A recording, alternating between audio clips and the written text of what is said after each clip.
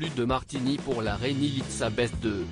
Selon Vanity Fair, la reine âgée de 95 ans a reçu l'ordre des médecins royaux d'arrêter de boire afin de s'assurer qu'elle soit aussi en forme et en bonne santé que possible avant les célébrations de son jubilé de platine du 2 au 5 juin prochain, pour ses 70 ans de règne.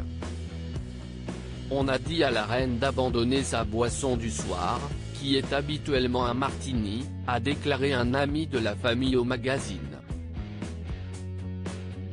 Il semble un peu injuste qu'à ce stade de sa vie, elle doive renoncer à l'un de ses rares plaisirs.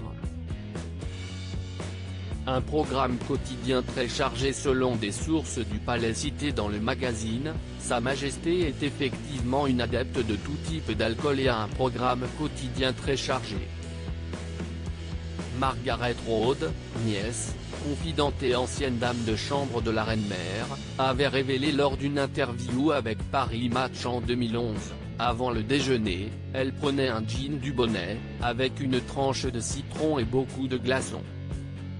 Du vin pendant le repas. Le soir, un dry martini, puis un verre de champagne pendant le dîner. Selon elle, ses habitudes n'ont jamais varié. Un autre homme a tenu à détailler les habitudes de la reine en matière d'alcool, le major Colin Burgess qui était l'écuyer de la reine et l'homme chargé de préparer ses précieux martinis. Selon lui, la reine aimait boire un verre de Porto après le déjeuner, jusqu'à 2 martinis avant le dîner et le champagne Veuve Clicquot pendant le repas. Il l'a également décrite comme une buveuse invétérée. Des habitudes qui semblent être de famille puisque la mère de la reine, décédée en 2002 à l'âge de 101 ans, commençait ses journées par un verre de Dubonnet et de gin selon l'ouvrage Behind the Throne d'Adrian Tinniswood.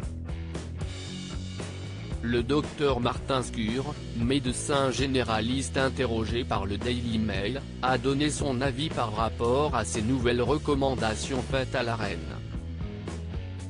Il explique, « Je ne pense pas que si vous ne consommez qu'une, 2 ou même 3 unités par jour à l'âge de 95 ans, cela fera une différence pour votre santé si vous arrêtez.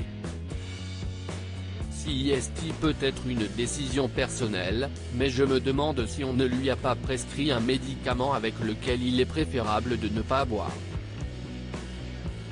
Buckingham Palace n'a pas souhaité faire de commentaires.